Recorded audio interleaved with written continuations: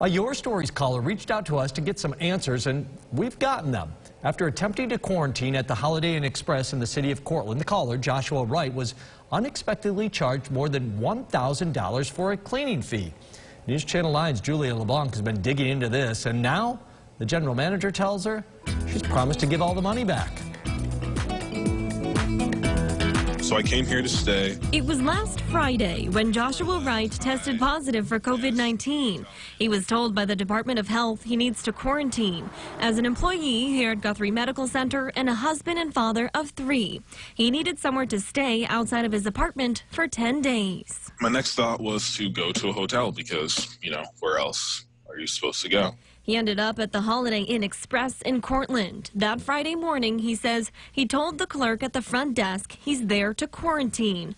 Wright says the clerk then lowered his rate, laying out the rules that come with isolation, meaning no visitors, and if someone does need to bring food, it should be left at the door.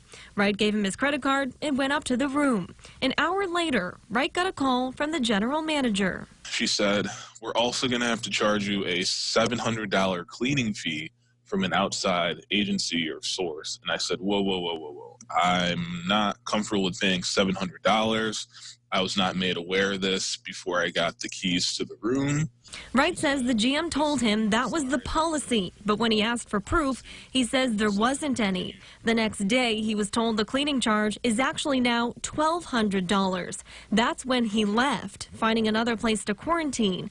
But the hotel already charged him for the cleaning and refused to give him a refund.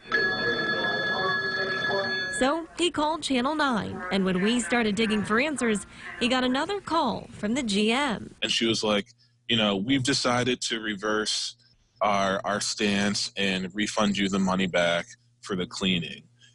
It's our responsibility to get the room cleaned. The GM telling me over the phone it's their policy to not allow anyone to quarantine at their hotel. Right. She also tells us her hotel is independently owned, following its own protocols. The GM addressing Wright's case, saying in part, quote, "Upon notification, we immediately took measures to isolate the guest on one floor. Out of an abundance of caution and to protect our guests and colleagues, the guest room was professionally decontaminated by ServPro of Tompkins and Tioga counties in accordance with CDC guidelines." Though Wright did get a refund, he doesn't want anyone else to go through this. And then also to, just the different counties and cities and states and health departments, just to make sure you have a plan for these people who you ask to isolate. With one of your stories, Julia LeBlanc, News Channel 9.